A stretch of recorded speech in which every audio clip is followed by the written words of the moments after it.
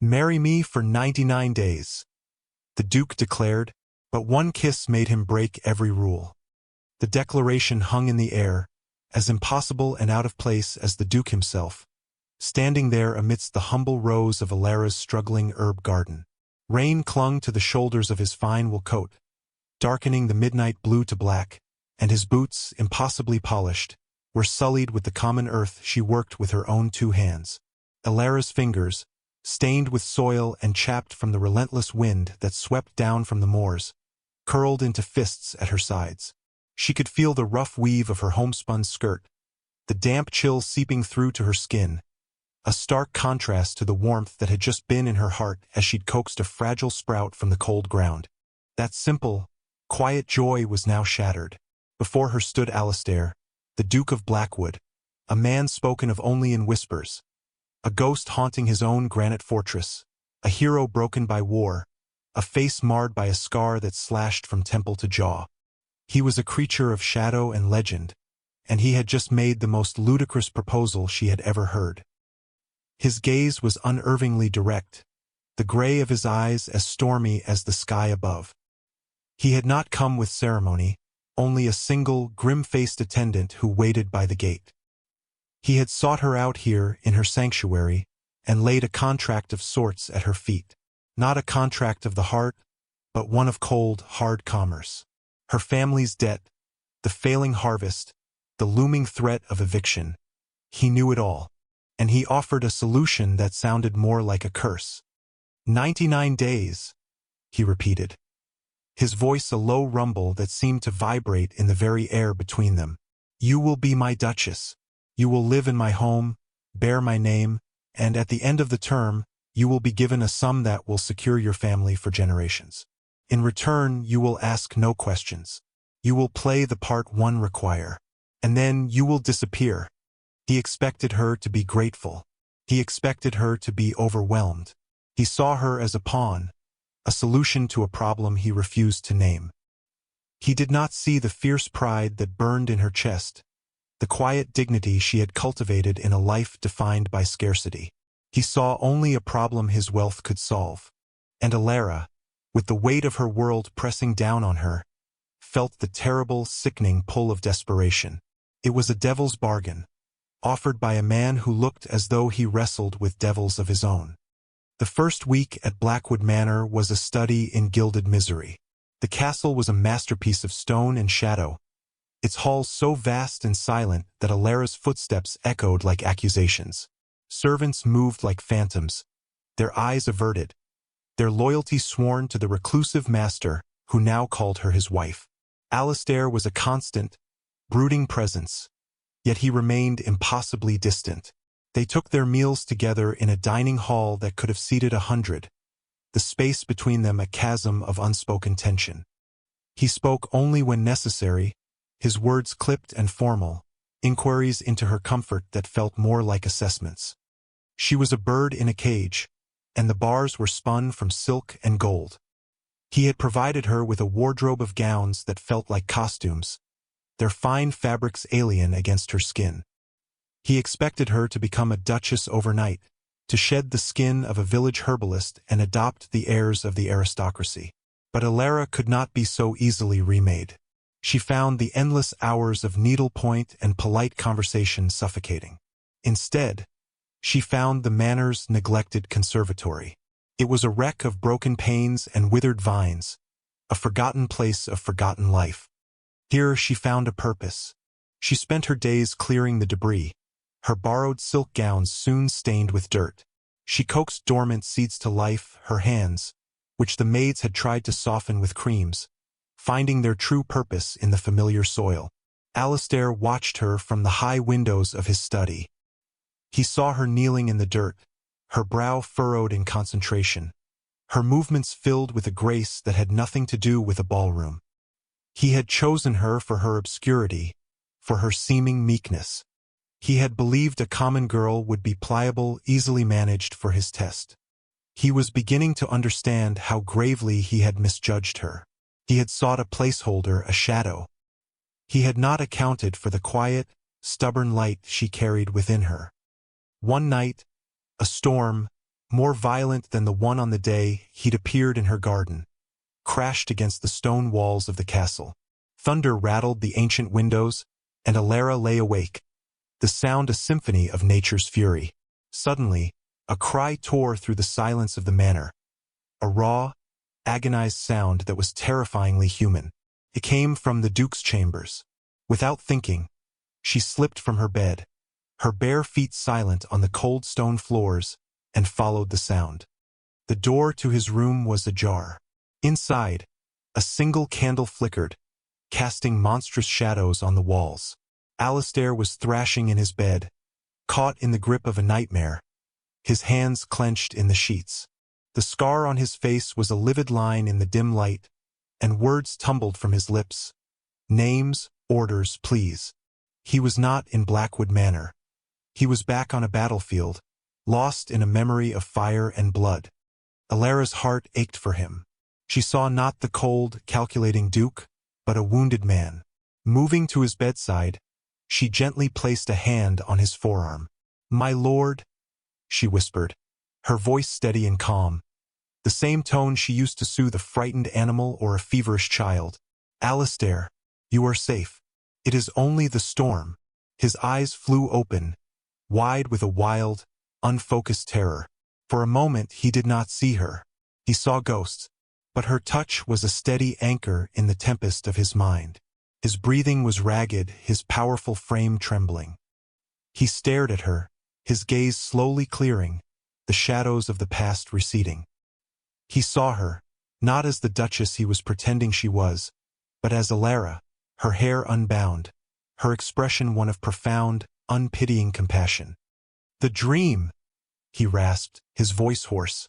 "It is always the same." She did not press him for details. She simply took a cloth from the basin on his washstand, dipped it in the cool water, and gently wiped the sweat from his brow. Her touch was practical, kind, and utterly without artifice. He had been touched by countless people in his life, servants, physicians, lovers, but never like this. Never with such simple, honest care. He flinched when her fingers brushed the edge of his scar, a reflexive action born of years of shame. But she did not recoil. Her touch lingered for a moment, a silent acknowledgement of his pain, not a judgment of his disfigurement. In that quiet, storm-tossed room, the first true crack appeared in the wall he had built around his heart. He had brought her here as part of a calculated deception, and she had just shown him a moment of uncalculated truth. In the weeks that followed, the chill between them began to thaw, replaced by a tentative warmth, as fragile and precious as the first green shoots in her conservatory. The shared vulnerability of that night had forged a new, unspoken understanding. Alistair began to seek her out, not as the Duke checking on his contractual Duchess, but as a man drawn to a quiet source of light. He would find her in the conservatory, now a riot of burgeoning life, and they would speak for hours. She told him of the language of flowers, of herbs that could heal and soothe. He, in turn, opened a door to his own world. He took her to the vast, dust-sheeted library, a place no one had entered for years. He spoke of his father's love for cartography, tracing ancient maps with a finger that trembled slightly, revealing a passion he kept hidden from the world. He spoke not of the war, but of the man he had been before it, a scholar, a dreamer.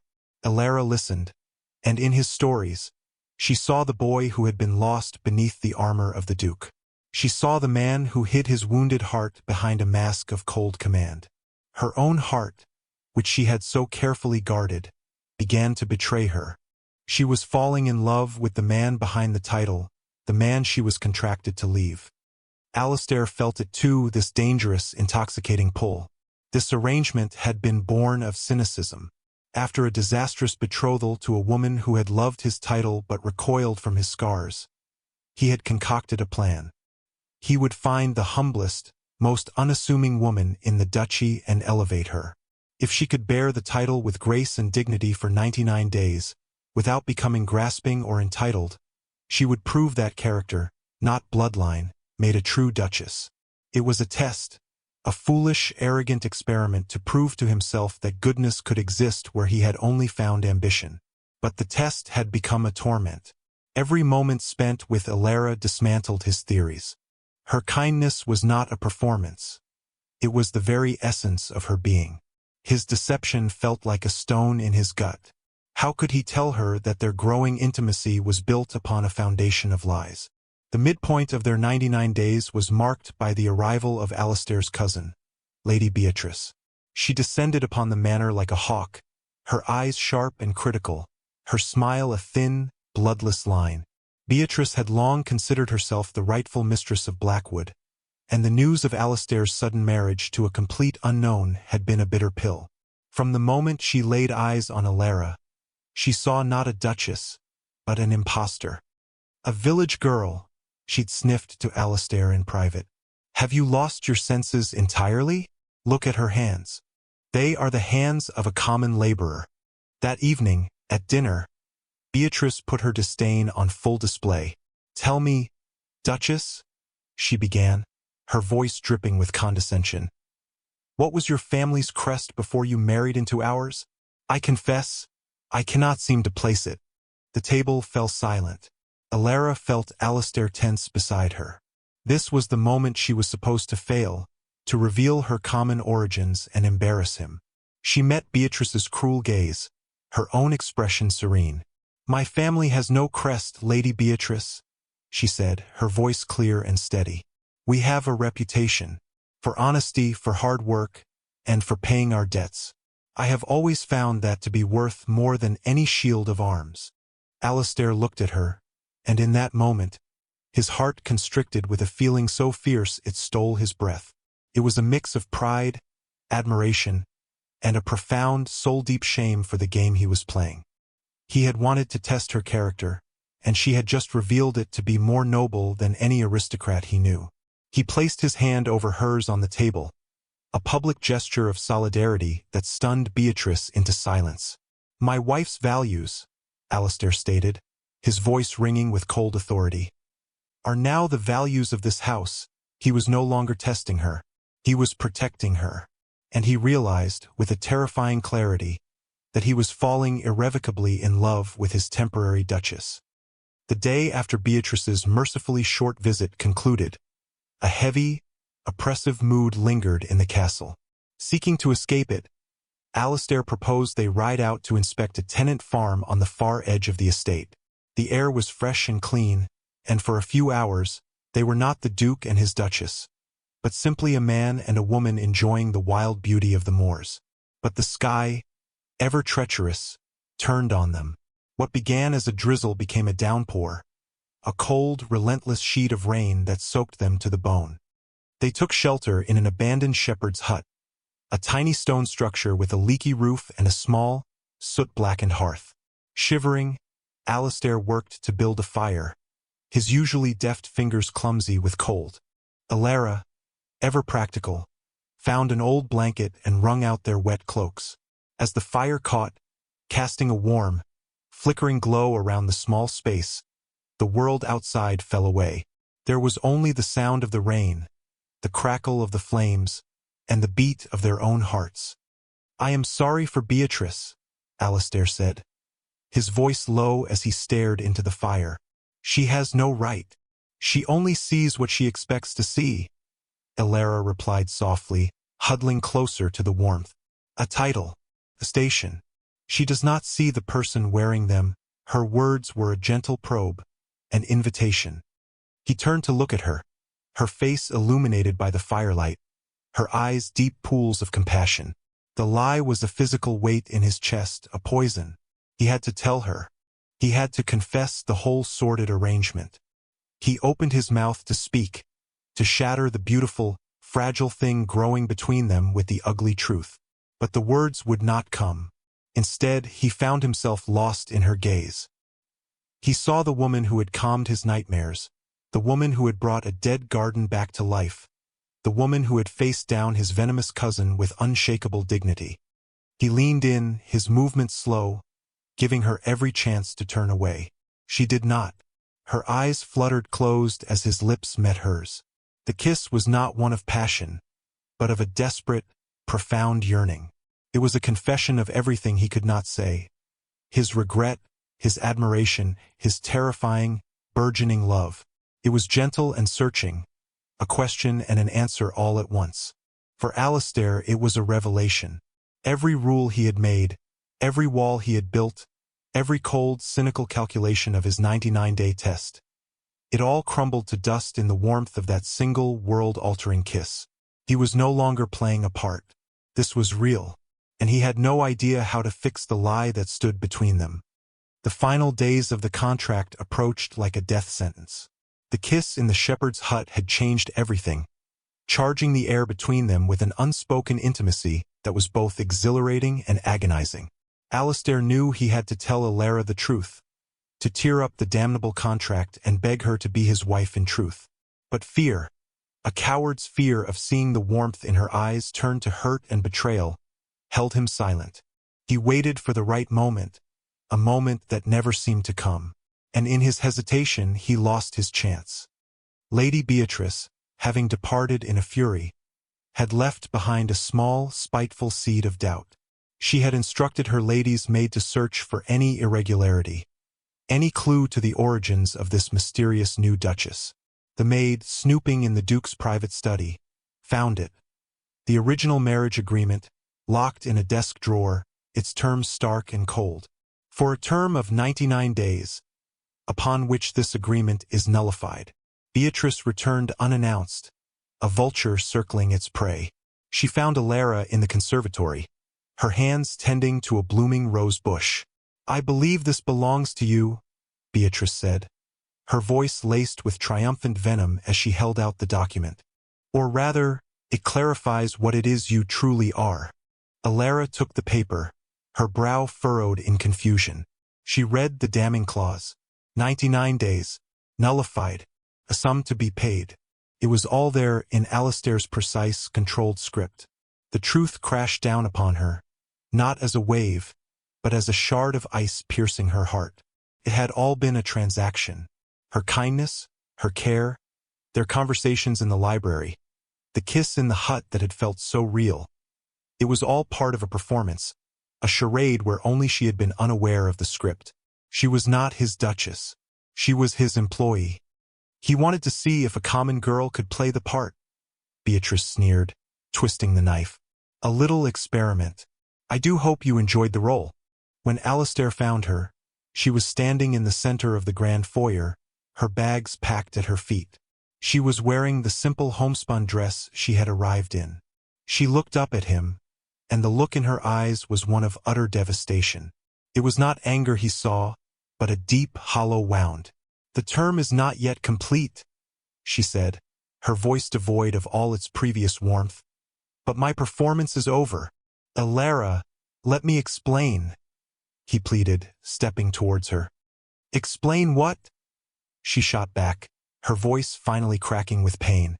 "That I was a test? A subject in one of your aristocratic games? You did not want a wife.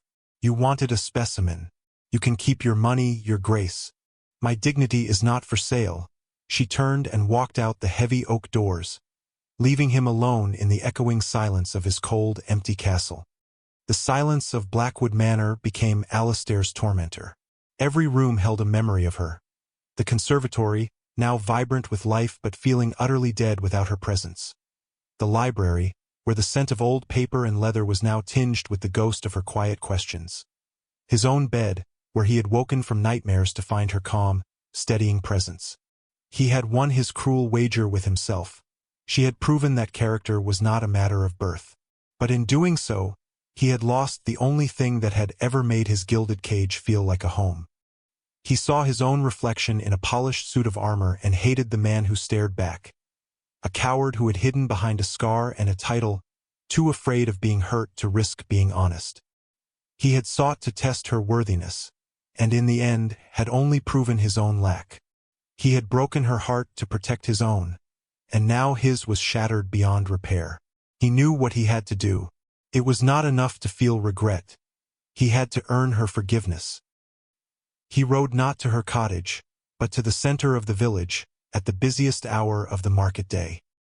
He dismounted, ignoring the stunned gasps and curious stares of the villagers. He saw her there, haggling for seeds with the same quiet determination she applied to everything. Their eyes met across the square, and he saw a flicker of pain before she turned away. He walked towards her, stopping before her and the crowd that had gathered. In his hands he held 2 documents. "Alara," he said, his voice loud and clear for all to hear. "I have wronged you. I have wronged you all." He held up the first paper. "This is the deed to your family's land. It is yours free and clear. It is not a payment. It is a restitution for my arrogance." He then held up the marriage contract. "And this," he said, his voice thick with emotion, "was the instrument of my foolishness and my fear before the eyes of the entire village." He ripped the 99-day contract into pieces, letting the scraps fall like bitter snow at his feet. He went down on one knee, in the mud of the market square, the great Duke of Blackwood kneeling before a commoner. "I did not want a duchess for 99 days, he confessed, his gaze fixed on her face. "I want Alara, for all of my days. I love you, not for your grace or your dignity, but for the kindness in your soul that taught a broken man how to feel again. I am not asking you to play a part. I am begging you to accept my heart, if you will still have it. Marry me, Alara. For real. Forever." Tears streamed down Alara's face, washing away the hurt and leaving behind a fragile, trembling hope. She saw in his eyes not the cold duke, but the vulnerable man from the storm-tossed night. She saw his shame, his remorse, and a love so profound it humbled them both. The villagers watched, holding their breath, as she slowly reached out her hand. It was not the hand of a duchess, but the hand of a gardener, strong and capable. She placed it in his. "Yes," she whispered, the word a promise that sealed the cracks in both their hearts. "Yes, Alistair." Their second wedding was nothing like the first. There was no cold ceremony in the Manors chapel. They were married in the village church, surrounded by the scent of wildflowers and the warm presence of Alara's family and friends. Afterwards, they did not retreat to the cavernous castle. Instead, they walked hand in hand to the conservatory. It was now in full, glorious bloom, a testament to her patient, nurturing love. The late afternoon sun streamed through the glass panes, bathing them in a golden light. He reached out and gently touched the scar on his face, then looked at her. "It does not hurt anymore," he said, and she knew he was not talking about the skin. She placed her hand over his, her fingers lacing with his. Here, amidst the life they would build together, there were no dukes or commoners. There was only a man and a woman, their love story not written on a contract, but cultivated, like the garden around them, in the honest soil of forgiveness and truth. It was their quiet, hard-won triumph,